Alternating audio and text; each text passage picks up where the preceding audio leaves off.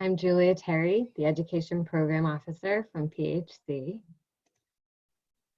I'm so excited to have so many of you joining us for inclusion and representation in remote youth programming.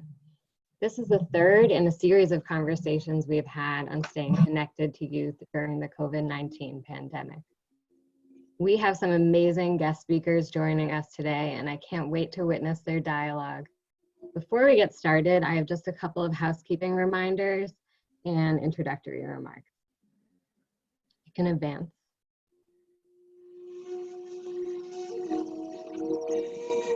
Because of the great interest in these topics, we are in webinar mode for today's call, which means that all of the participants are in listen-only mode and video is turned off except for our presenters.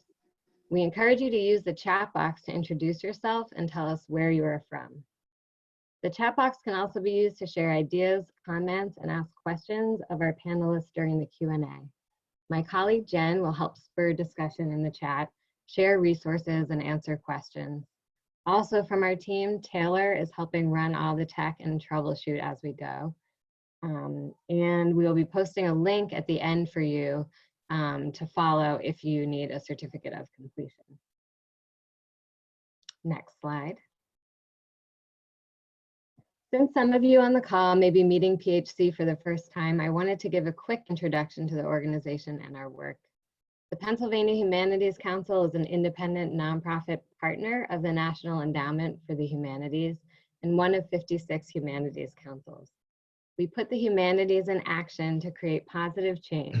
This includes creating programs and providing grant support to organizations across the state working in civic engagement and education. You can learn more by visiting us at pahumanities.org. This web series grew out of our work with libraries and youth serving organizations across the state through our flagship education program, Teen Reading Lounge. Through TRL, we have engaged over 1,000 young people from suburban, urban, and rural communities and partnered with more than 80 libraries across the Commonwealth. We've also added 3 Philadelphia area high schools and are exploring what TRL looks like in school-based after-school settings. I invite you to explore our resources on the Teen Reading Lounge page of our website. So for today, here's the agenda. Next slide. Throughout, we want to make space for pausing, naming, embodying, reflecting, and storytelling as practices of equity and inclusion. We will also have time for audience questions. So get comfortable and grab your coffee or tea and stay engaged in the chat if you'd like. Finally, I hope this webinar will prompt some deep self-reflection. Next slide. Connection, and also model some concrete practices and rituals that welcome and affirm young people's identities at this time and going forward. And now I'm going to pass this off to our moderator, Dr. Valerie Adams-Bass. If you could go to the next slide. For a quick check-in before we move to introductions of our panel. Yes, so good morning, everyone. I hope that you can see and hear me. I'm going to try to do this without my earphones, and if not, you'll see me pop in and out of the screen to grab them. So welcome to our third webinar. As Julia mentioned, my name is Valerie Adams-Bass. I'm an assistant professor at the Curry School of Education with University of Virginia, and also an affiliate faculty member with the Youth Next Center to promote positive youth development. So I'm here to talk with you and to share some information with the panel.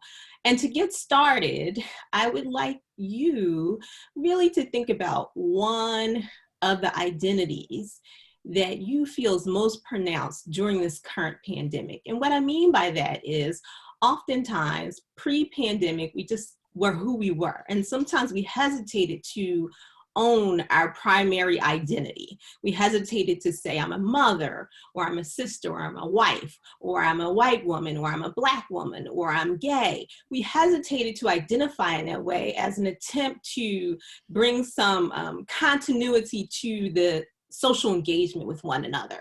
But with all of the headlines and the disparities that are elevating as a result of COVID-19, we're quickly beginning to understand who are most vulnerable, who are dying, who don't have the types of resources, whether it is doctors, whether it's resources, whether it's masks, whether it's the ability to get to a doctor's office, whether it's food shortages, food deserts. We're learning who is the most vulnerable in our communities and have been vulnerable in a way that's much more pronounced than pre-pandemic. So what we'd like you to do is take a moment to think about which one of your identities or roles do you feel is more pronounced or most pronounced during this pandemic. And I think about my father. I'm clearly an African-American woman. My father is a senior, and he has some health conditions. He's a Black male, he's a senior, and he has some health conditions, which make him vulnerable, 3 times vulnerable than anyone else in our family, which means that the joy he would have in seeing my 4-year-old daughter, he can't have for the risk of losing his life. And so I think about that every day when we call to check in with him. So what we'd like you to do is think about which of your identities. And for me personally, you know, I often think about my work and how I'm dedicated to working with young people and on behalf of young people in communities of color, particularly African Americans. But right now, the identity that is most pronounced for me is that of a mother, a Black mother specifically, living in an urban community where rates of COVID-19 tend to be higher. So I'd like you to just take a moment and think about which of your identities or roles do you feel is most pronounced during this pandemic. And you can just kind of chat that to us into the chat box.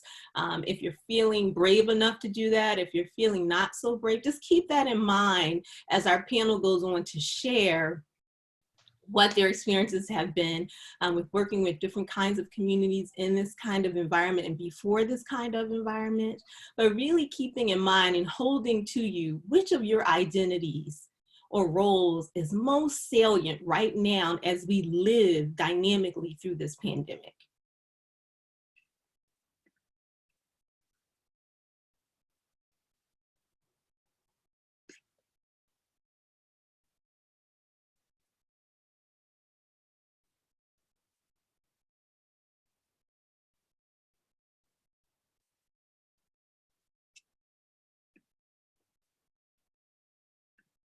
So we're giving you this pregnant pause, this quiet moment, which may seem odd during a webinar, but just to really think about that identity, identify your role or identity that's most prominent. And I'll give you about 30 more seconds.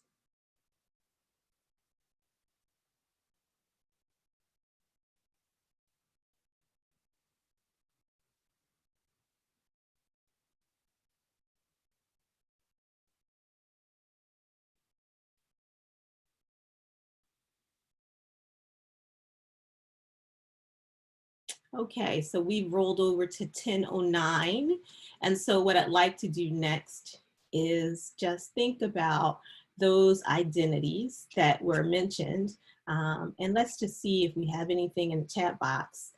Yes, I see a couple of people have said being a wife, a mother, a daughter, being a bit, anxious and crazed, just being a citizen. And I would press you to ponder what does it mean to be a citizen in the United States of America at this time? What's your responsibility? What's your role? Who do you need to respond to and take care of in this moment? I see someone saying a first generation woman, very important. We think about the experiences of immigrant communities at this point in time and that high level of vulnerability. So definitely thinking about that. I hear people saying that they're advocates. So in your role as an advocate, how do you use your privilege and your resources to speak on behalf of others? Those are lots of things that we want you to think of as we move through this panel and we move through this webinar today and think about how best to serve communities at a distance who are often marginalized and how their identities really influence our ability to connect with them and how our identity, our own identities influence our ability to advocate on their behalf.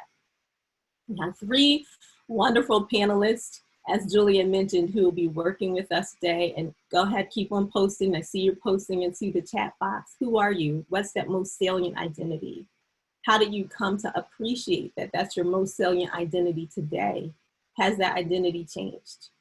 You know, that prominent identity that you think about day to day as we transition and move through this period of time. Today we have 3 panelists who have very diverse but rich experiences working with diverse communities.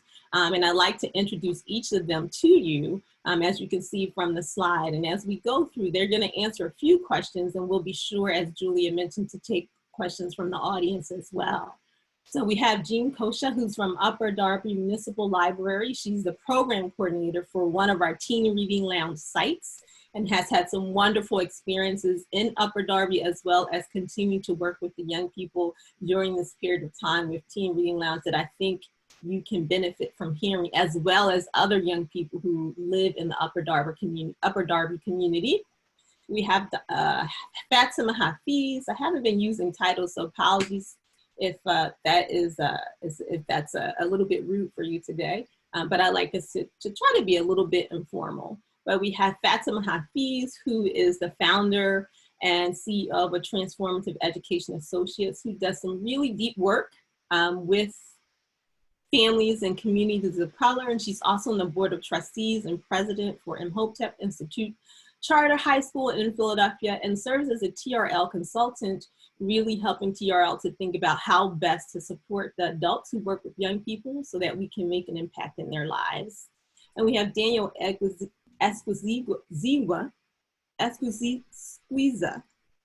Apologies, Daniel. I want to please pronounce or correct my pronunciation. I had a great yesterday, and today I'm tripping over my words. But we have Daniel, and he is actually in the Reading community, and he does some work also with the Reading Public Library. He's also with Barrio Alegrí. I got that right. And so he's the executive director there, and he's going to spend some time talking about his role as the executive director, how he can engages with the community there as well. And then there's me, the moderator. So those are the panelists in our community who are going to talk with you today. So I consider this a community, and we're attempting to build community here. And welcome back to those of you who have joined us before. I also want to say, in a bright moment today, not only is the sun shining where I am, but it is Stevie Wonder's birthday. So happy birthday, Stevie Wonder. I had him playing in the background before we got started. And so we're going to move into some questions for our panelists.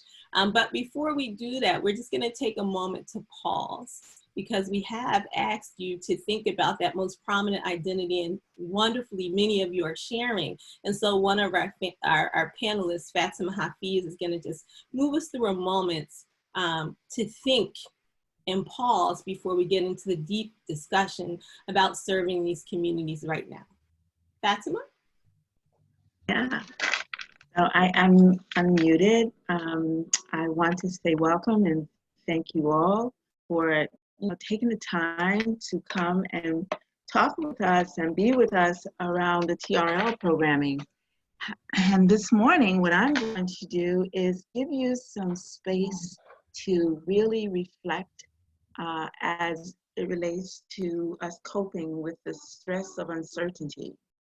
And we're going to do that just by going inward. You're going to hear the sound of a bell like this, not yet, but like this. And that will indicate that we go into what my instructions might be around us taking a mindful moment. In the background, I do have some very soft music, and you can come back when you are in your thoughts too deeply, or it's taking you into yesterday, or taking you into tomorrow, or even taking you to the next step in this webinar. Just to be present right now. So I'm going to ring the bell, and I'm going to ask you to get comfortable in your chair.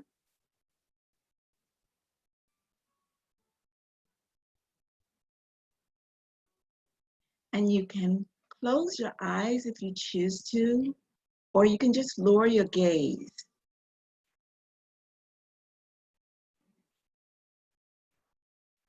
Then you're going to take in 3 deep breaths. 3 deep breaths. And we can do that together. I'll ring the bell.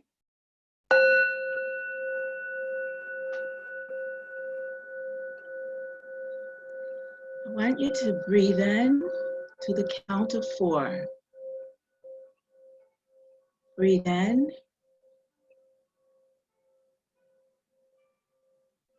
Breathe out.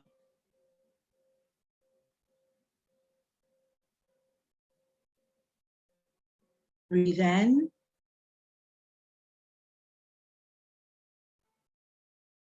Breathe out.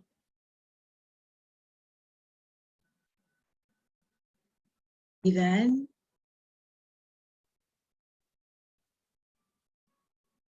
Breathe out.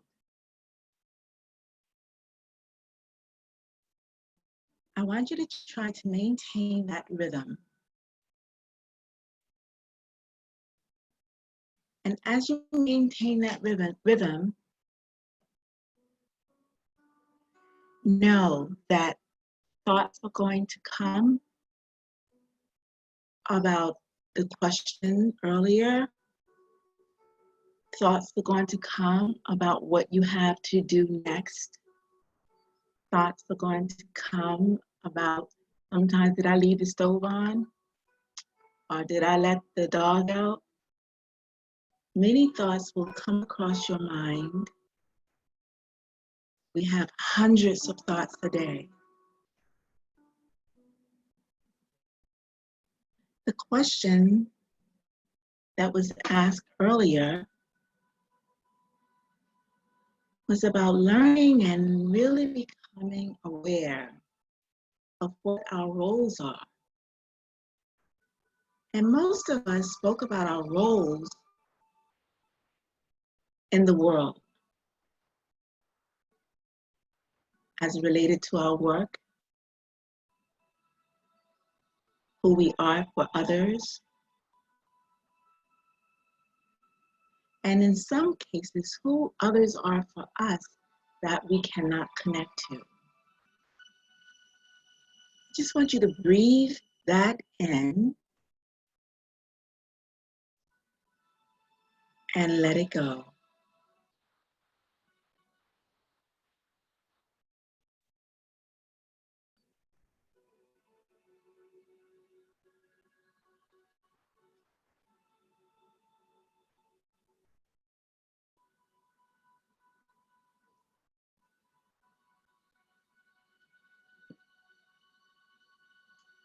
In this space of being aware of our breath,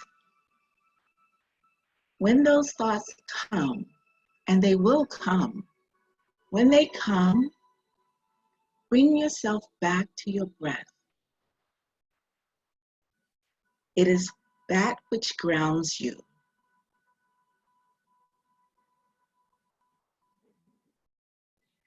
For many of you who work with young people in an environment outside of your home are now inside and still creating space to work with young people. The challenge is, if you have children and young people at home, how do you do that? Take that in and let it go.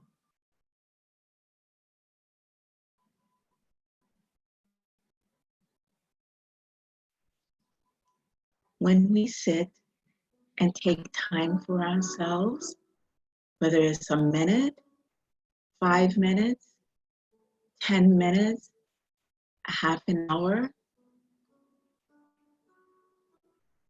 it allows us to learn who we are moment by moment from the inside out.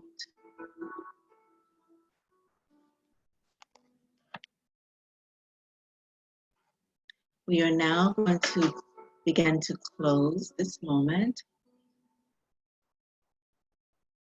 and know that when thoughts come as this webinar continues, when you feel a little tension around anything, just stop and breathe. What is happening will be right there when you come back. So in 1 minute, you're going to hear the sound of the bell, and you're going to begin to bring yourself back to your space. You're going to look around. You're going to take in the colors in your space, the images in your space, the quality of the air, the quality of sounds. Engage your 5 senses so that you can be here right now with us.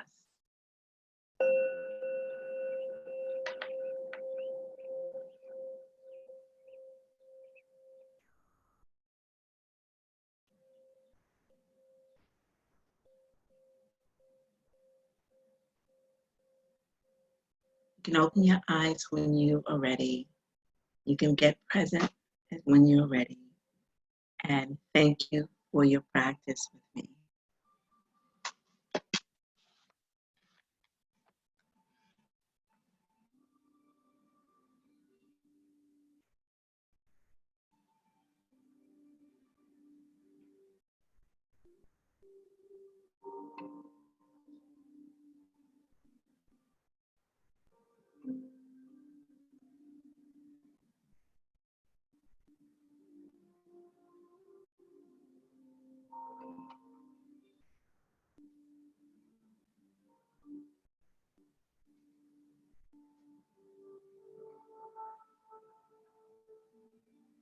Valerie, you're muted.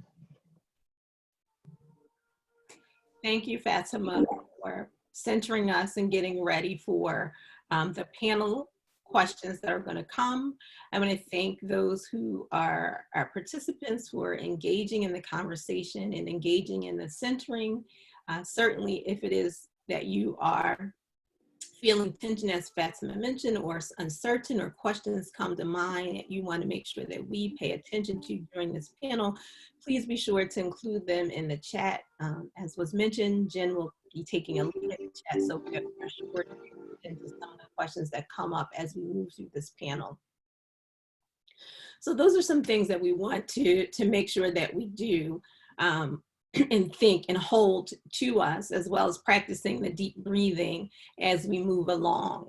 And so we have a few questions for the panelists that we'd like them to answer, and hopefully you will learn from them as much as we've learned from talking to one another, and you'll be able to carry this practice of discussion, of centering into the work that you are doing with the communities that you serve. So one thing that we do want to ask you to do in the chat, and I believe Jen is asking you after sort of centering, what is resonating with you right now? Thinking about having centered yourself, having thought about your identity, what is it that's resonating with you right now? And it's something that you might want to consider. You might want to consider thinking about that and how you're feeling. Those are some things that you may want to consider at this point in time as we move into the questions. Okay. In terms of thinking about the panelists, what I do want to ask, so I'm going to start with my panelists, and I'm going to ask perhaps if Daniel, if you can get us started. One question that I have for our panelists is if you can tell us a story about how you relate to the young people in the community. Certainly if you're serving young people, particularly young people of color, you're also serving their families and the communities in which they live. And so can you tell us a story about how you connect with the young people and your communities and how you might integrate the humanities into that work with young people? Daniel, I'm gonna ask if you could start us off with the answer to that question. And yep, I am not muted. Good morning, everyone. And thank you, first of all, to the Pennsylvania Humanities Council for this opportunity. So Barrio Alegrí is a storytelling organization, and I am a storyteller by nature. So I really love this question. I think that the first story that comes to mind is one of a young woman who lives on the outskirts of Reading, where we live. And one of the things that we have been doing has been to offer our social media platform for artists to be able to share their skills with the rest of the community. And our assumption has been, like, everybody has a phone and everybody has internet, so they can just record themselves and or go live with their phone, through their phone. And so we scheduled this young person, and we said, okay, you're gonna teach a tap dance class. And he said, yeah, I will absolutely do that. And then one day before, or I think it was the day of, he contacted us and said, well, look, I have an issue. My phone doesn't have enough space for me to record, and I just lost internet on my phone. So he didn't have Wi-Fi or space in his phone. And our assumption was that everybody has a phone, space, everybody has space. Nobody has to worry about space on their phone or internet. And that really struck me and put me in my place of privilege of my thinking, which was, like, everybody has this. I have this, my neighbor probably has this. But reality is another one, and so I think that this story really helped me check myself and check the organization for the assumptions that we make about the people we are working with. So I hope I answered the question. I go into storytelling. Yeah. Thank you, Daniel. And before we go to one of the other panelists, if you could do 3 things for me. If you could pronounce your last name correctly so I can get it right again. And if you could just tell us a little bit more about the community you serve and the organization, so people have a little bit more context, because we're reaching people all over the state and some outside of the state of Pennsylvania. Sure. My last name is spelled Egusquiza, and is pronounced Egusquiza. The place where we live, Reading, which has become a home for me, it's in the south, a little bit to the southeast of PA, and I work I'm wearing 2 hats today. I work for the Reading Public Library, which is a wonderful institution, has seen a lot of changes in culture and being led into the library of the future. And I also work for or do work with an organization called Barrio Alegrí. I think that your other question was about the community that we work with. So Reading, just so that you guys have a background, Reading in 2011 was declared the poorest city in America. So with that badge, it was very interesting to try to find ways to engage people in our community, because if our community has to worry about what they're going to eat today, or if they're going to have a roof over their heads tomorrow, how do you convince them to come to life-changing or worthy programs? So that is the community I think that we're trying to serve, which is often disenfranchised and who have a very healthy distrust of public institutions. So they look at public institutions and say, oh, okay, they're here just doing their job. And I think that both the library and Barrio have changed that game and have made it so that it doesn't appear that we are doing our job by helping them, and we are mostly just doing these things because we really care.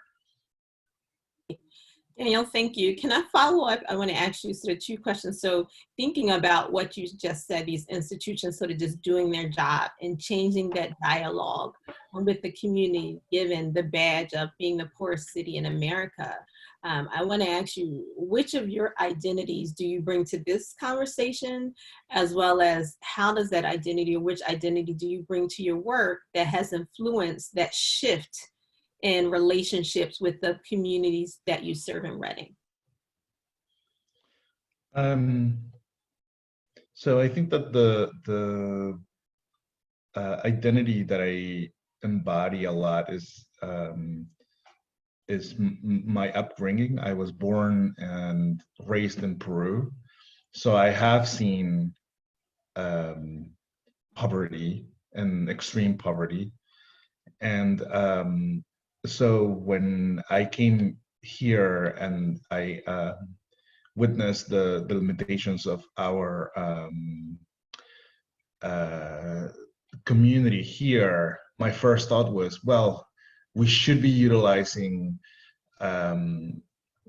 you know, literature and art and thinking and storytelling to create the change. So I think that my identity is that of a storyteller, or a person that is just trying to make sure that we create change through storytelling. Daniel, I just want to ask you one more question in relation to that. So you said, you know, you've seen extreme poverty. You're living in the city that's been declared the most impoverished city in the country, but that there's an importance in storytelling and art. Can you talk a little bit about how storytelling and art is valued in the communities that you serve, not necessarily by the organizations that employ you, but by the people themselves, and why it's important? Yeah, I think one of the things that we started thinking about as soon as we went into this shutdown mode was the narrative, right? These things are essential and these things are important. The arts and the humanities are not just important, they are essential. Storytelling, art, being able to express ourselves, being able to tell our own stories is going to be, or is essential, I think, for the survival of what makes us as a community. So the difference between, you know, keeping our streets clean is important and is essential. Exactly the same way, the arts and humanities, being able to tell our stories, being able to use ethics to be able to say, you know, my rights are as important as your rights, or my desires are as important as my happiness is as important as your happiness, is also vital. And I think that it's something that we have been thinking about, and both the library and Barrio are embarked on that mission from the standpoint of culture. You know, I mentioned before that the work that we do, and I am probably preaching to the choir here, the job that we do should not be perceived as doing our job. It needs to be part of our DNA, right? We discovered early on that just simply translating our pamphlets or our materials was not going to be enough to establish connections with communities that mistrust us. When I started working at the library, for example, people thought, had this perception that the library just wanted money from patrons because of fines, and how do we make that change? How do we go? We can go until we are blue in the face and tell people, no, the library really cares about you. The library really cares about you. But until you start showing that, it's going to be there's not going to be a change. And I think that the last point that I wanted to make was that you can be dismissive, and you can disregard people in any language, right? So you can be dismissive in Spanish, even if you speak Spanish, and you can be dismissive in English. So it can't be just about translating. It has to be about creating a change, an organizational change in your organizational culture, right? That change that you make will lead the way, right? And the humanities are there. I mean, it's the essential, is the blood of the heart that is going to pump. Anyway, sorry, I tend to talk a lot. That is okay. That's unusual for librarians, so I appreciate it. Daniel, I appreciate you sharing that and giving us more context about both yourself, your experience, and how you're thinking about the work you do for both the Barrio as well as the library. So thank you again. Jean, I'm going to ask you to talk a little bit, again, introduce yourself, the identity that you bring to this conversation, to the library, as well as a little bit about the community you serve to get us started. Okay, well, thanks. I'm delighted to be on the panel. Again, my name is Jean Kosha, and I'm from Upper Darby Municipal Library. The teens that I work with, or the community that we live in here in Upper Darby, is extremely diverse. So we have a large percentage of African American kids, white kids, but also of kids from Bangladesh, Nigeria, Cameroon, China, like everywhere. It's, kind of all corners of the world are right here. There's over 70 languages spoken in our schools. So it's very diverse. It's socioeconomically, it's probably, kind of middle or on the lower end of kind of middle class. And we have a lot of religions that are represented here. So we have people who are Hindu, who are Sikh, who are Muslim, who are Christian. There's a lot of different kind of pockets in the community. And so the teens that come into the library come in with lots of different views and lots of different experiences and cultures. And I am working in my work in the library. I have one of the teen reading lounge sites. And so we started in January, and that is some of the work that I've been doing with our teens here. Oh, Valerie, you're on mute. I'm unmuting myself. I was just giving you moving a little slower today. I just want people to have a chance to really listen to the panelists and what you're sharing, but I was in the process of unmuting. So thanks for the reminder. I want to sort of, Jean, follow up with sort of giving us that vivid description. 70 languages is a lot. You work at a public library.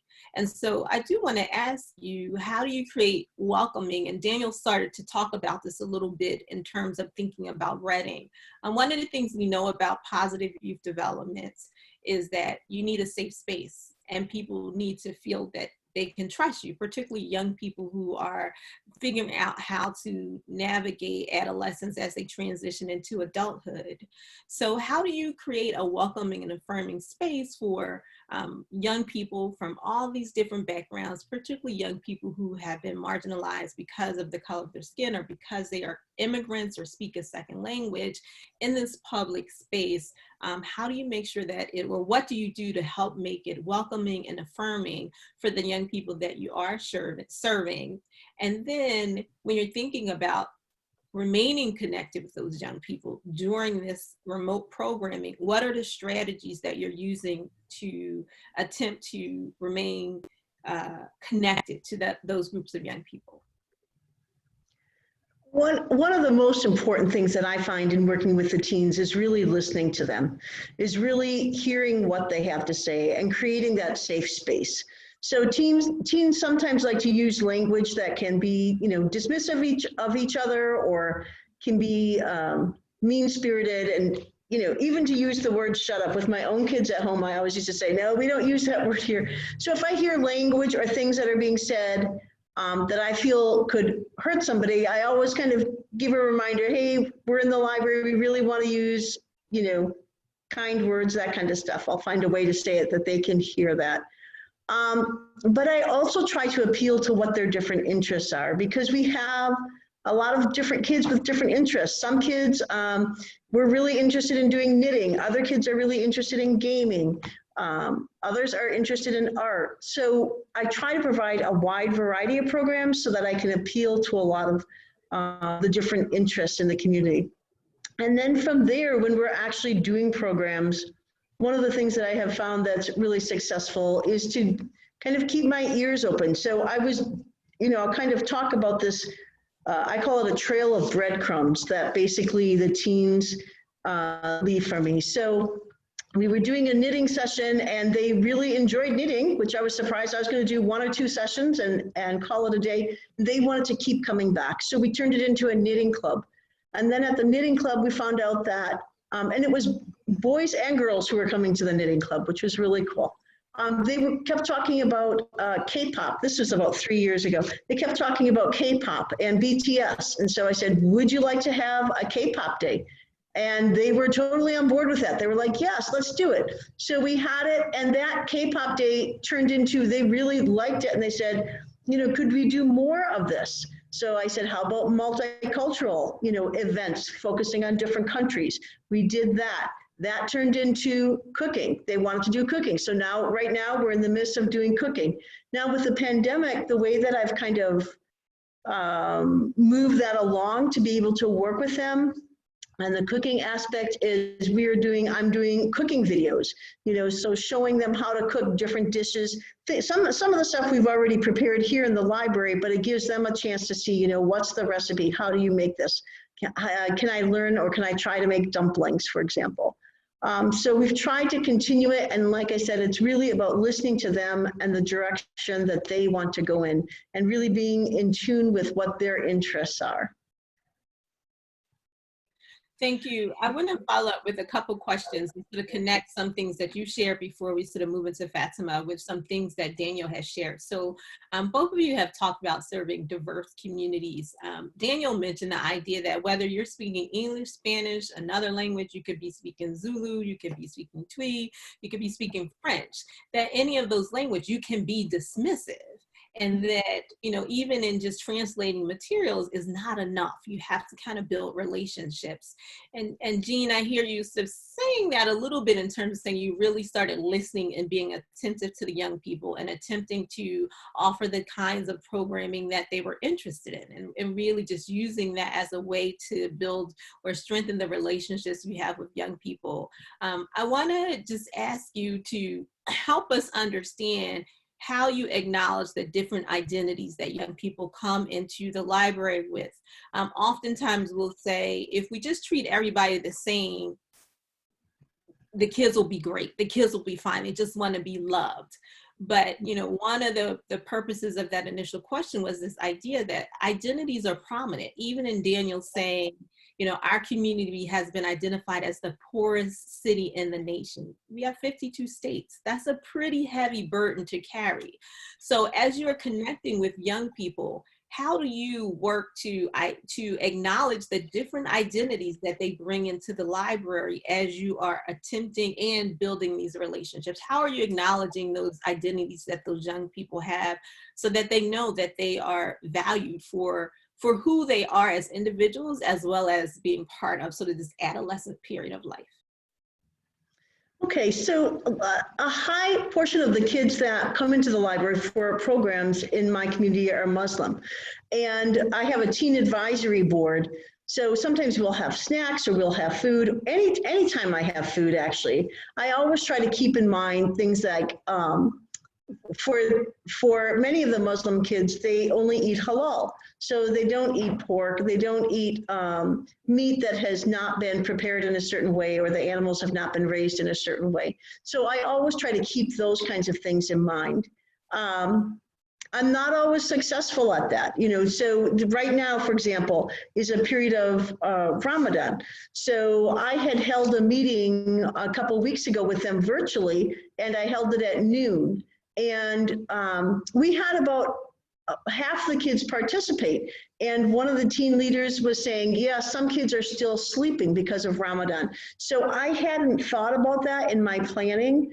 And I think it was like a reminder for me, oh yeah, I've got to, you know, I'm going to have to change that meeting time during this month of Ramadan so that we can hold it later in the day, and that will allow more of them to participate. So it's kind of keeping those things in mind and always being aware of how might a particular holiday or a festival or a practice, you know, influence their ability to be able to participate. You know, that has to go with things like some of the parents are more conservative. They don't want their kids leaving the library late at night or after dark. So that also plays into when I plan my programs or how I plan my programs. And I just want to follow up one question, one more question. I'm a follow-up question moderator, if you will. Can you talk, Dean, a little bit? So you mentioned Ramadan. You mentioned many of your students are Muslim. Are you Muslim? I am not. However, my husband is. So my family, my husband happens to be from Liberia. He's Muslim. We have 2 biracial children. So it gives me some insight into some of the practices, at least, you know, as far as I know it, you know, from having a family that some of the members are Muslim. Great. Thank you. So you answered part 2 of this question, which I was going to ask and still will ask. You have the personal experience at home, but when you encounter young people who have different identities or different beliefs and values from you, and you want to serve them, what work do you do as a professional to have a more meaningful relationship? So how do you determine or understand more about them so that you can be aware of Ramadan, or you can be aware that there's some other identities that need to be integrated into your programming? What work do you do as a professional to make sure that happens? So the work that I do is always ongoing. I'm going to give an example of something that I was unaware of. So I do a board games program that you know, every Friday it's open to teens, it's open to kids. And I was playing a board game, I think Uno, with this one child. And you know, the whole thing where you put down +4, and he had given me a whole bunch of +4s. And then at some point I gave him some +4s. And I said, oh, it looks like, you know, karma has come back, or something like that. I mentioned something about karma. And he said, well, actually, karma is part of my religion, and we don't play with that word. We take it very seriously. And I was really taken aback. I was like, oh my gosh, because of course, I had no intention of hurting him or offending him or affecting him in any way. And so for me, a lot of what I do is, first of all, I thanked him profusely, because I think for a teen to be able to say something to an adult and to be able to say, you know what, you used this word that actually I take very seriously, and you used it as a joke, and I didn't appreciate that. For a teen to be able to say that to an adult is really, really difficult. So I made sure that he knew how much I appreciated that he said that. And I would definitely, you know, not use the term in that way again. And then I took that and I also shared it with colleagues, because I thought, you know, a lot of us throw this word around and we don't think about how that may affect somebody, or how that is a really serious term for somebody's spiritual identity. And so, again, in terms of the work I do, I really try to listen. I really try to learn. I try to keep informing myself. There's a website I follow that I strongly recommend to everybody. It's called Rid Racism Milwaukee, and they constantly post articles and thought-provoking issues, and they give a really not necessarily a balance, but they really give food for thought, things that we can think about to push ourselves along and grow as we learn about other people in our communities.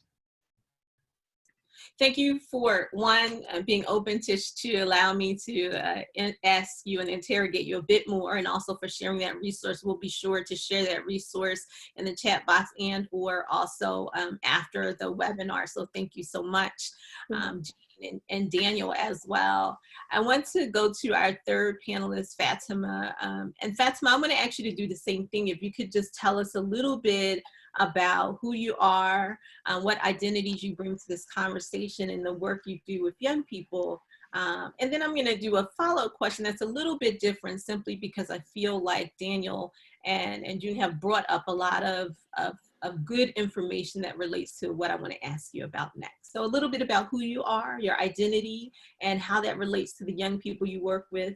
And has that shifted at all during this pandemic? Yeah. So thank you, Valerie, and thank you, my co-panelists, for such wonderful information and just being so vulnerable and so real about what's happening.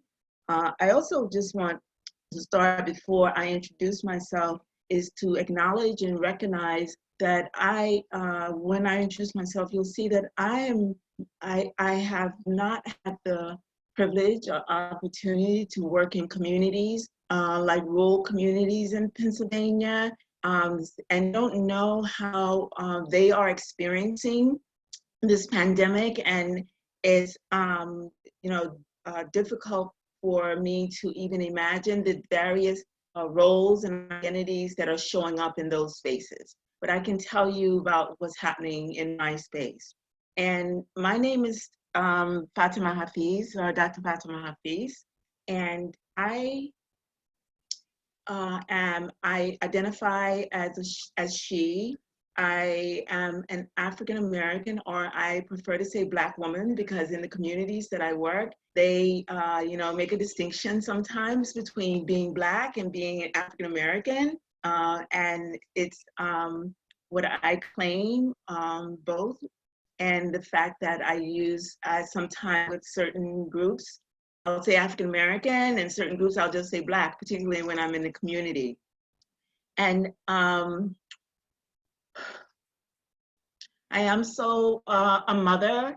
I'm a grandmother. I am a mother of 8 adult children, and I'm a grandmother who, at this time during this pandemic, is very have high anxiety about my children and my grandchildren, because I don't connect with them physically, except for my daughter who lives with me. And I get worried and weary about her working as an essential worker inside of a nursing facility. And so that is a concern that I have personally. And my son, he's home now, back to his place, but he chose to volunteer and work in New York City in the epicenter of the pandemic. And by the grace, he came back safely, without having to experience it himself. So those are the things that had been at the top of my mind as a mom and as a grandma. So I work in two varied environments. I work in communities that experience high levels of violence and trauma. And I also work in an institution, I'm a president of the Imhotep Institute Charter High School, which is a school in Philadelphia. And this school is a extraordinary institution because there is a lot of resilience and a lot of art. There's art, even though we are science-based, science and technology-based high school, art is a mainstay inside of the school. So I'm gonna do what you asked me to do around telling the story. And I have 3 stories that I really wanted to share, but I'm gonna share, I think, the story around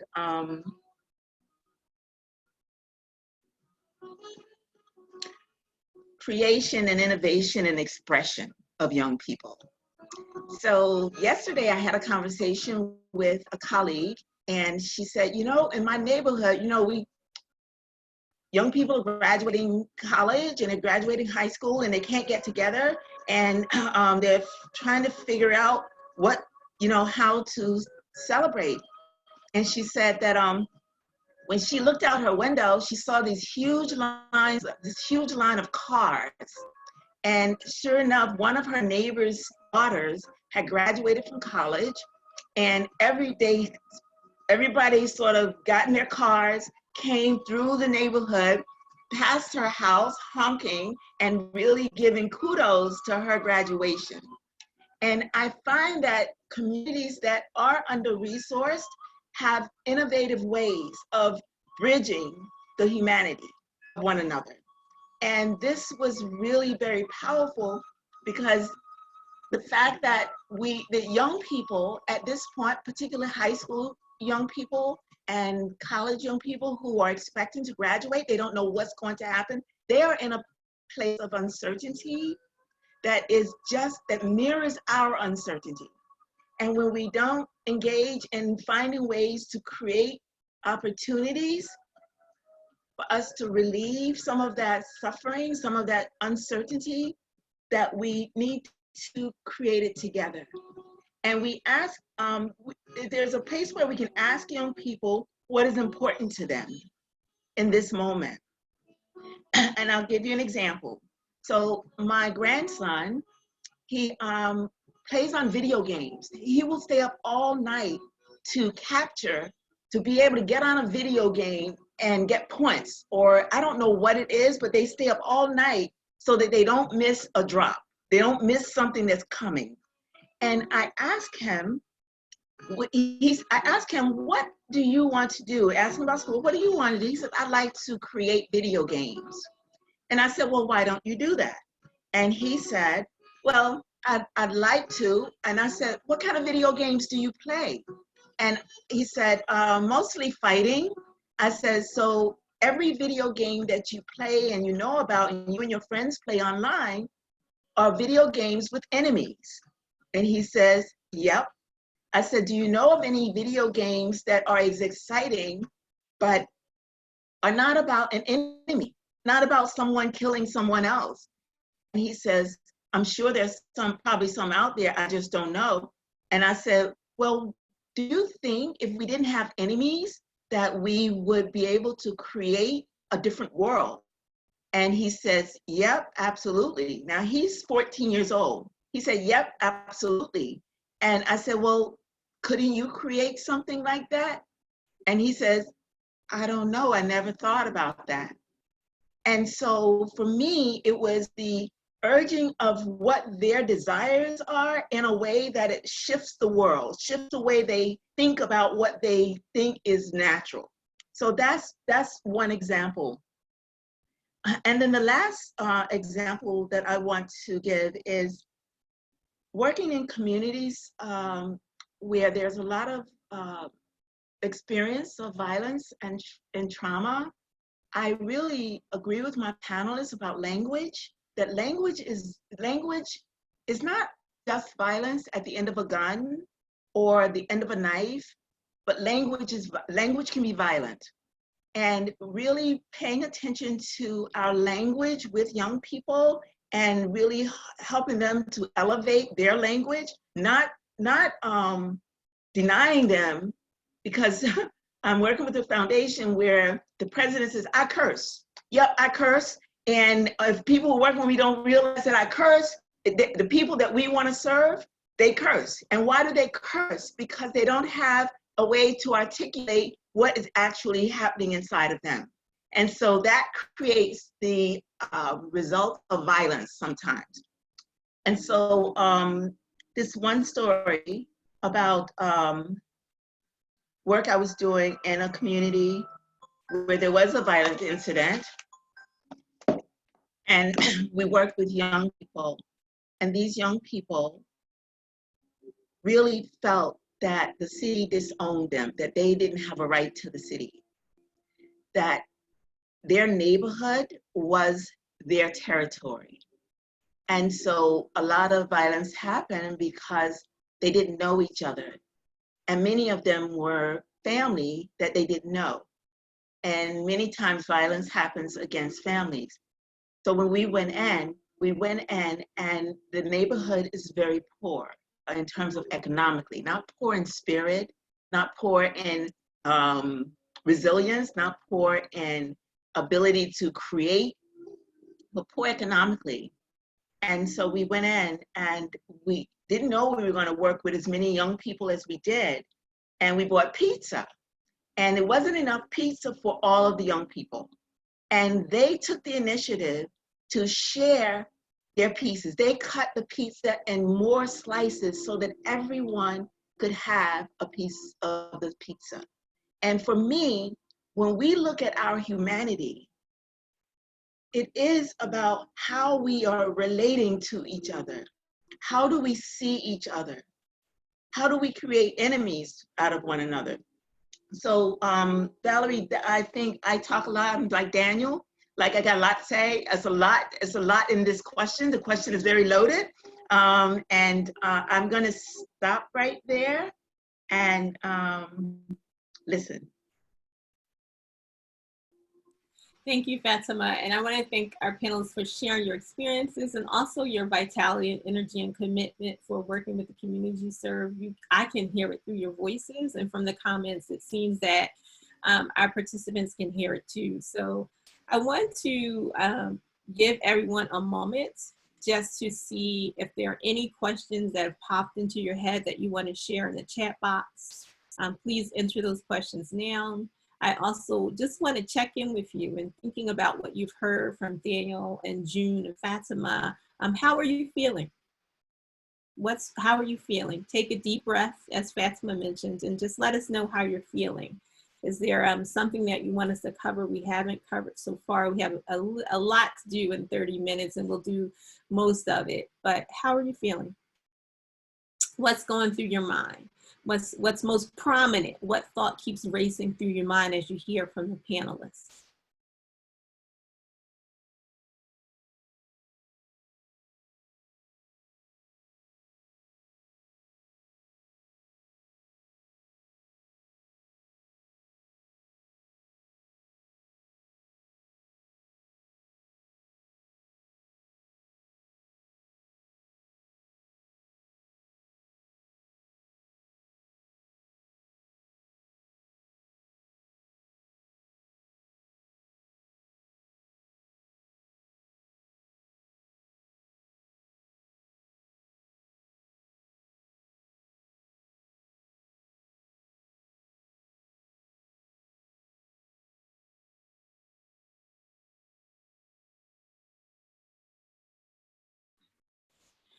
So thank you for those who are posting how you're feeling and questions for the panelists, and we're just going to get to that. So I have one more question I want to share before we get to some of the questions that have come through the chat, and Jen's going to let us know which of those questions that we're going to try to answer live while we're here.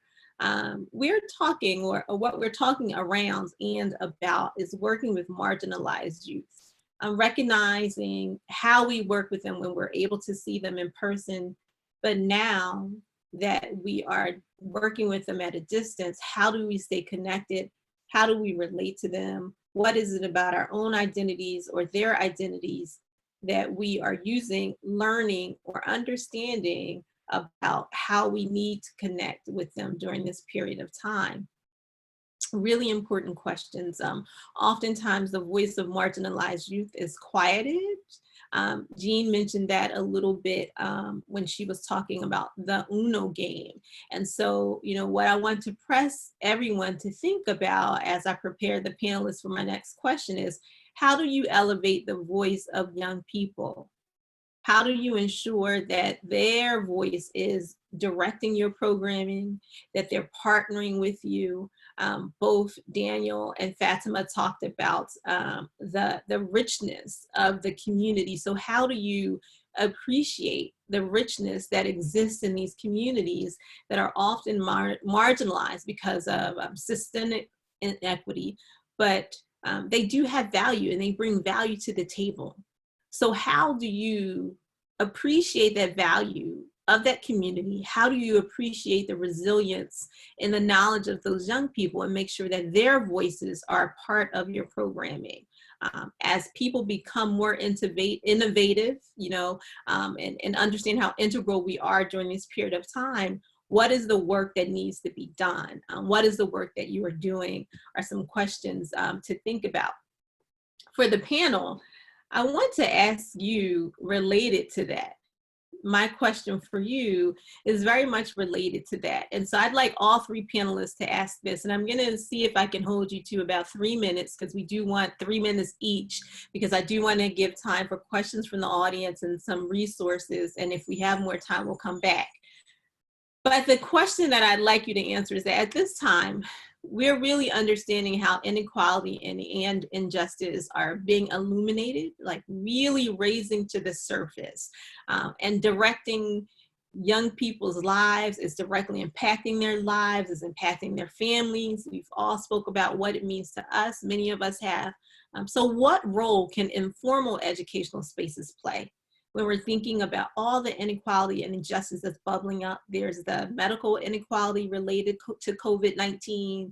There's how distance education is being rolled out in public schools versus private schools, and large communities versus small communities. We're really getting a chance to look at the inequality that exists. And most of that has been around public conversations of K through 12 education. So I ask each of you to talk about, at this time, what role can informal educational spaces play in working with and carrying and supporting marginalized young people in the communities in which they live?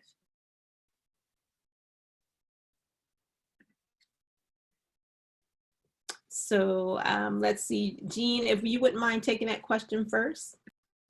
Sure. So this is a very personal thing for me too. I have a 18-year-old daughter, and one of the things she came to me with all the stuff that's going on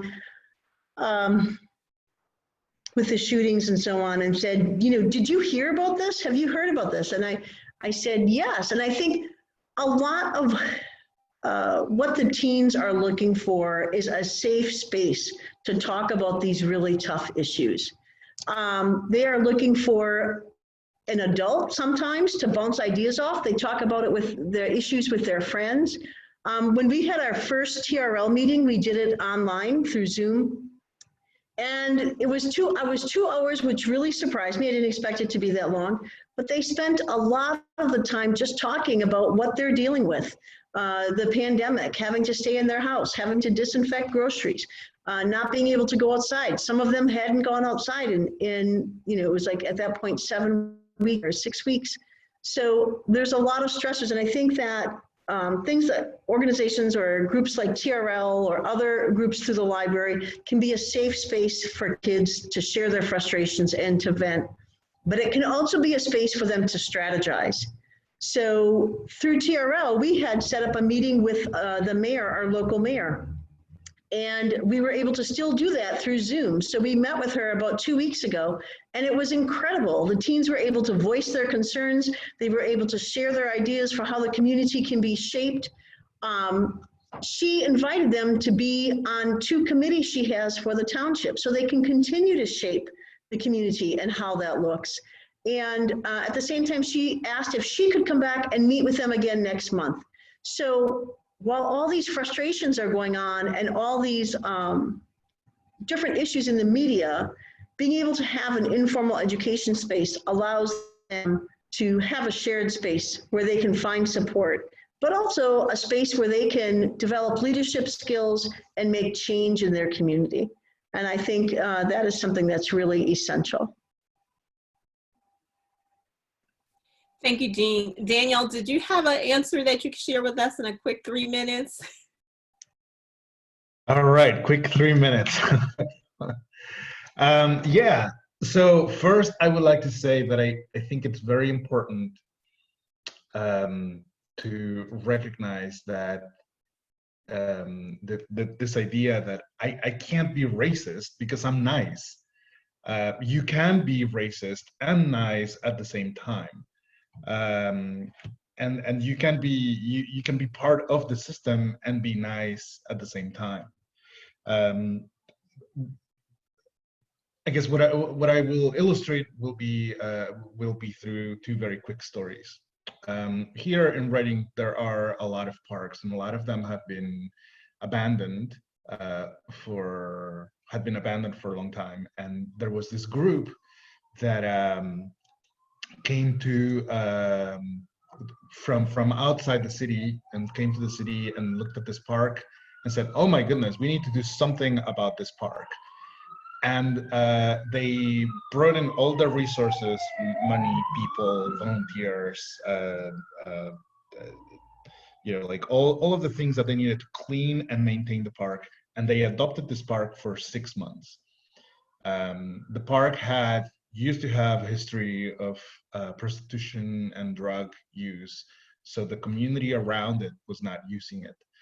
And so then the group found out that there was another park that was equally mismanaged and abandoned in the north of Reading. And they said, hey, like we should go and do something in that park in the north. So what should we do about this park? Oh, well, let's bring the community in so they can take care of this park. So they started knocking on doors around that neighborhood. And the people said, that's not our park. That's your park. You came, you cleaned it, you maintained it, and now it's yours. Like, we don't want anything to do with that park. And the second story that I think it's very important as well, about 4 or 5 months ago, I received an invitation from a group that was trying to bring together all the organizations that were working with and for teens. And they said, we would like to come together and find out if there are other resources we can put together, and if there's funding we can apply together. There's more strengths in numbers. We really want to build our youth and empower them and give them more resources, etc. So the meeting was at 12 on a Thursday. Well, guess who can't go to a meeting about teens at 12 p.m. on a Thursday? Teens. So I think that we have to get out of the idea of what is convenient for me is going to be convenient for everybody else. And we need to start thinking about doing the work, not just for people, but with people. And it's more difficult, and it takes a lot more time, and it's a son of a gun, because like you invite people and people don't come, and you spend money, buy food and buy all this, but it's again, we go back to that point that I made before.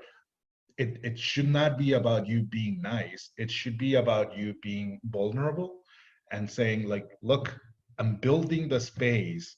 It's up to you. You can come or not, but I'm still going to be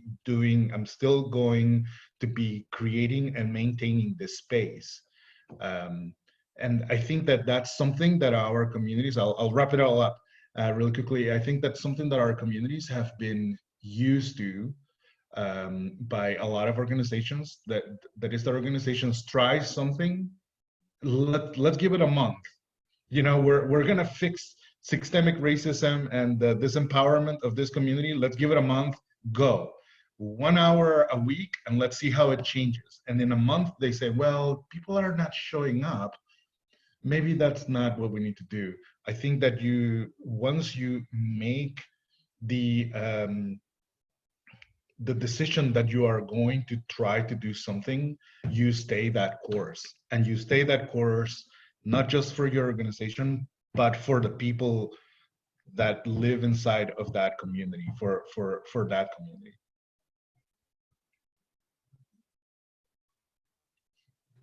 Thank you so much, Daniel. I appreciate that. Fatima, Did you want to add to that? That was wonderful, Daniel, and just sharing both examples of doing for instead of doing with. And I think when we think about young people, we also want to encourage doing with versus doing for, particularly when we're talking about teenagers and those, again, who have been disenfranchised, is listening to what they have to say and calling on their resources. Fatima, what's your thoughts about that question? Yeah, so there are 4 things that came up with other panelists and that resonate with me around providing space. The first one is creating a space for people to share without an agenda and allowing that space to emerge as it emerges from the people in that space. Secondly, the idea of trust. So being able to trust that people have the capacity to generate what they need in terms of being able to address what is going on right now. The third is of course, the safe space. That's the kind of creating the space and the leadership development of young people. So currently, my organization, what we do, we offer a 9 o'clock to 9:30 meditation for young, we call them little people meditation, and we do it online. We offer a Qigong meditation for young people on 1 day a week in the evening. We offer a space for educators and parents to come together and engage with each other, because a lot of educators are parents and now they're home having to attend to other people's children and also their own children. And they don't have a way to really kind of bring that down in terms of just expressing how well they're doing. Usually it's like, you know, and yes, what are they not doing, or how can they be supported by people in the community that's being created in that safe space. And then finally, we're offering a meditation space for parents and for teenagers. We offer meditation space after their conversations on Tuesday evening. We offer a conversation where people, it's just a space, and we have a facilitator to support it, but not to determine the conversation. So I think that offering spaces for young people online right now to really express and not to censor them, not to censor what's happening, and then support them with some tools to be able to, you know, center themselves and to be present to one another. So that's what I would add. You know, my role or my essence, what we say, our archetypical person who I am is probably a healer. And that's the work, that's where I generate my work from. So yeah, that's what I have to add in relationship to the question. Thank you, Fatima. And again, thank you all, Fatima, Jean, Daniel, for sharing your experiences and how it relates to this conversation in the communities in which you work and you serve. I want to, Jen has been really looking at some questions that have come through, and we're hoping that we can have 1 or 2 people to take themselves off mute. I'm gonna leave that up to Jen and ask the questions of myself and the panelists. Do we have a question, Jen, that we can take right now?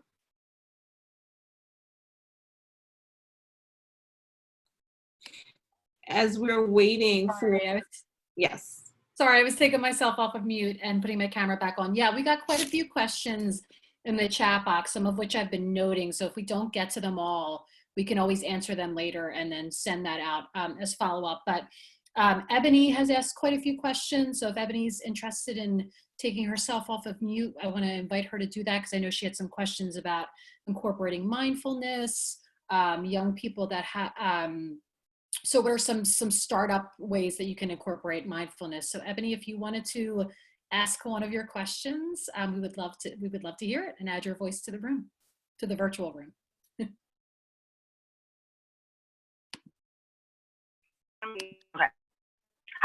Thank you so much for allowing me to ask my questions. I appreciate it. Can you hear me? Yes. Yes. we can hear you. Okay.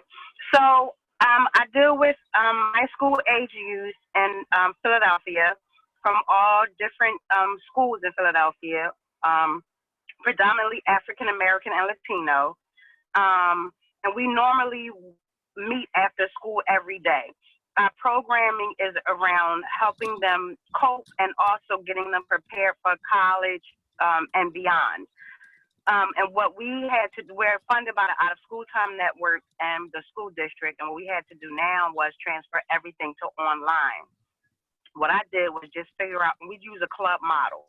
So there's 2 different clubs every day. So what I did was just look and see how can I continue everything. What can we continue virtually that we did at the office? And it was working out well, but the kids are just very overwhelmed now by school. And the majority of my kids, as I'm talking to them, I realize now that they're hands-on learners, because that's what they told me. They're having a difficult time. And we're not mandated, but we have to work with them every day.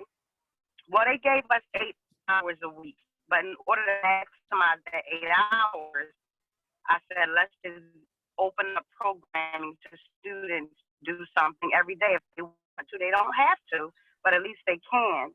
But I'm trying to figure out how to incorporate our programming, working with them after school hours and not add to their anxiety stress. Anyways, we did incorporate them, sort of calm down the week to a closing and help them do guided mindfulness, meditation. But that's all I have, and I just don't know how to continue working with them without adding to the stress. So if anybody has any advice on that, that would be helpful. Thank you. Yes, so I'm just going to try to jump in real quick and say a few things. And hopefully, Ebony, thank you for your question and also raising these concerns about the pressures of online. There's lots of research prior to COVID-19 about limiting screen time for young people. And that has really just been blown up as a result of COVID-19. But some things to think about, and PHC has a learning brief coming out, is really this idea of leaning on the humanities so that those events, and Fatima talked about that time with those young people is unstructured.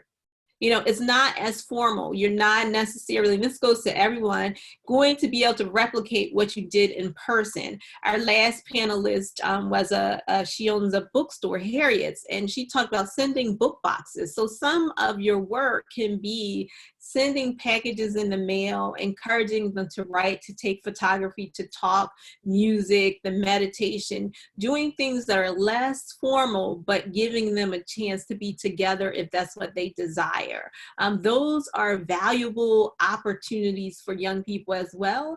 Certainly the challenge will be documenting what you're doing, but there's quite a bit of literature, this is my research hat, that demonstrates that, yes, indeed, these informal, sort of relaxed, humanities-based, sometimes interpersonal connections are just as valuable as the academic or the structured environment. And for adolescents, they need unstructured social time. That's part of the TRL model. They need their time just to decompress, to relax, to get to know themselves as well as each other. So I think that's perfectly fine to try to adjust your programming so it's not as formal. They might just come and hang out. They might just come in and take selfies, and that's quite okay. And also, are there ways that you can connect with them offline that doesn't require them to get in front of the screen? Really important options. Jen, is there another question before we run back to the panelists and Julia? Sure, yeah, one other question that I just wanted to make sure we get to. You guys can hear me, right? I'm off mute? Okay. We got a lot of great questions and I am taking note of them. I just want to mention that, and we'll share out some answers after this because I know you guys have a lot of burning questions. But Jessica Kiefer from Greensburg, Hempsfield asked a question about what's helping, you know, she was listening to you guys, or actually, you know what, let's take her off mute and see if she's with us. She had a question about helping young people feel heard right now. So this was from Jessica Kiefer from Greensburg, Hempsfield. And I know Taylor's doing some work to take her off mute. Okay. Hello. Hello, Jess. Hi. Yeah, I was just, I mean, my ideas were just sort of what is helping people, what are people finding right now to be most effective in working with teens and helping them feel seen and heard, in this time. I'm just about to get our TRL group started back up again, finally, virtually. So I'm curious what people have found to work.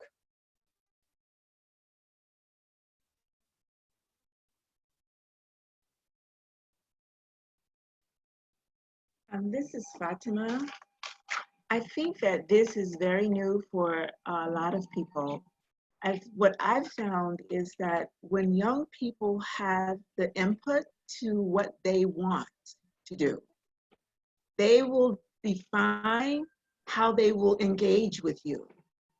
But I think that adults sometimes are not as flexible.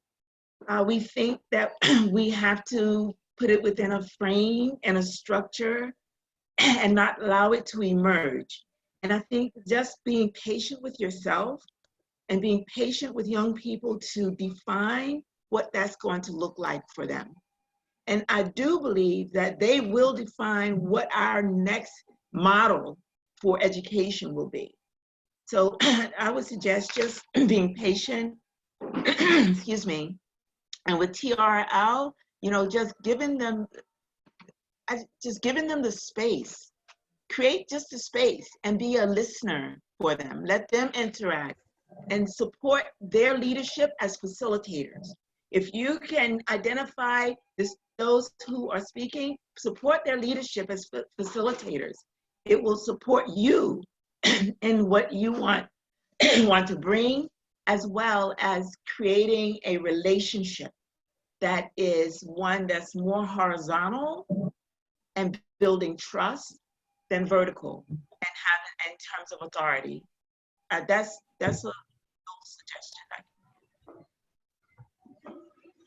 Thank you, Fatima. So we have 3 minutes left, and Julia has some housekeeping, and we have one activity we want everyone to share in. So we will share this Roger Hart's letter of participation, but I want everyone to, hopefully you can see my screen.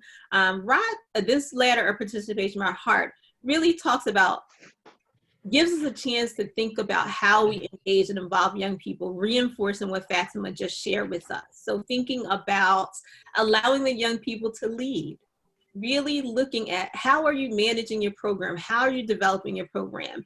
And you already have one foot in the door with the young people. If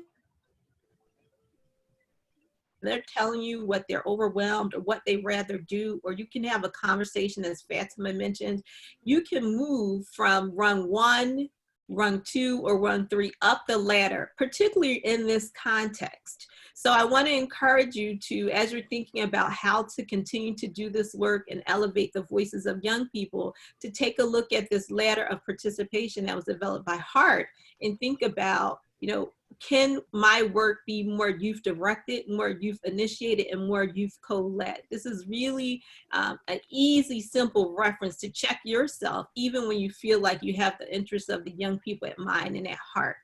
Pun intended, literally. So the way for you to check yourself. We can't get to all the questions. I do want to say to you that there are a few additional resources that come out of researchers, my colleagues and friends who have done some work around adolescence and the importance of civic engagement. We just had something come out yesterday from the Society of Research on Child Development. So we'll make sure those resources are shared as well. Some are academic, some are easy to read with great ideas and valuable information to support what you're doing and to help advocate when you're talking to the administrators and the funders of your work. So I want to make sure that we share that as part of what we share out to those of you who participated. So you have some other resources you might not ordinarily be thinking about or sharing. As I get ready to turn it over to Julia, I'm going to ask one more time if you would just type into the chat box how you're feeling, what's coming to your mind, and acknowledge that this webinar has really been talking about how to do the work and less about the administrative tasks that we have to encounter when it comes to these systemic inequities. But certainly there are some of us who are doing more of that than others, and hopefully we'll be sharing out the resources we use to elevate young people's voices to address some of these systemic inequities. So in our on the dime 30 hour, a half hour, I'm going to ask Julia to lead us through our last activity in this last. Thank you. Thank you so much, Valerie, and thank you to our panelists. I'm going to breeze through these last few slides. I know that we are going over time, so I hope that those of you who are able to stay and close out with us with a quick ritual can join. But I want to reiterate that we're going to share resources. We'll follow up with a compilation of resources that our organizations collected and also that Valerie and our panelists have contributed. And make sure you check out their great work and organizations as well. Next slide. We'll also follow up with a recording of the slideshow and of these slides so that you can get in contact with anyone if you'd like. Next slide. This is where we're going to try a little experiment. This is inspired by the facilitation work of the Institute for Social Interaction around equity practices for online engagement. So I want to close with an opportunity for you all to contribute the gift of your voice to this space. I know it's a time of collective grief. I know in this time of collective grief and trauma, it is so hard to be apart from young people that we love and care about. So I want you to think about, if you could see them now, what you would want them to know. And often affirmations that we share with young people are also the words we need to hear. So in a moment, Taylor's going to take everyone off mute. And if you'd like to speak the words or affirmations, you may. You can also type it in the chat box, and we'll just do it for about a minute so I could close out with a formal thank you. And it's fine, we're not gonna all speak in turn. It will overlap, and that's lovely as well. So let's give it a try if everyone is willing to take this risk with us. Thanks, Taylor.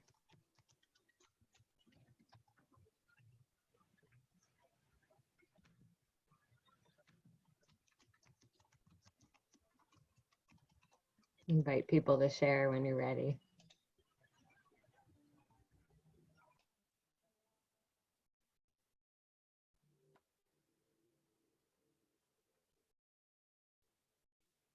You are worthy.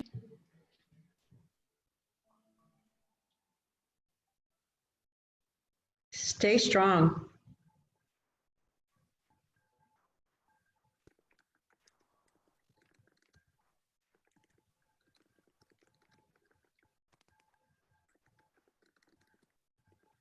Be your natural self.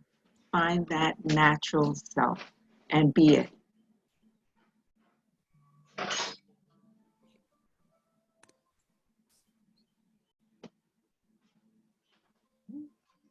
Yep. Live out loud, be yourself. Know who you are and be okay with that. Yeah.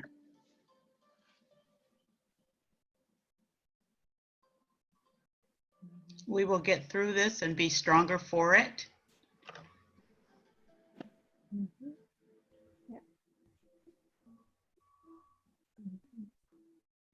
Take one last one.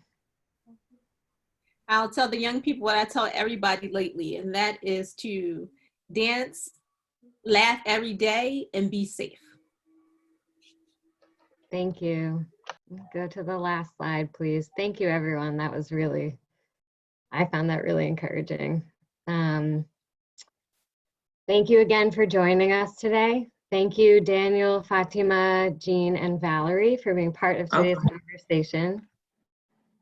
And for sharing your stories and your love for young people and community. You really highlighted the complexity of this work and truly modeled the cultural humility it takes to continue the slow work, to learn from mistakes, that it's not about perfection, and that you shared stories of your mistakes as much as your successes, which is so important in this work. So please stay connected and check out our social media on Instagram, Facebook, Twitter, and LinkedIn. And we will follow up with also with a brief survey to help us improve future webinars. And finally, we encourage you to sign up for our e-newsletter at pahumanities.org/newsletter. Thank you, everyone, and take care of yourselves and each other. Thank you.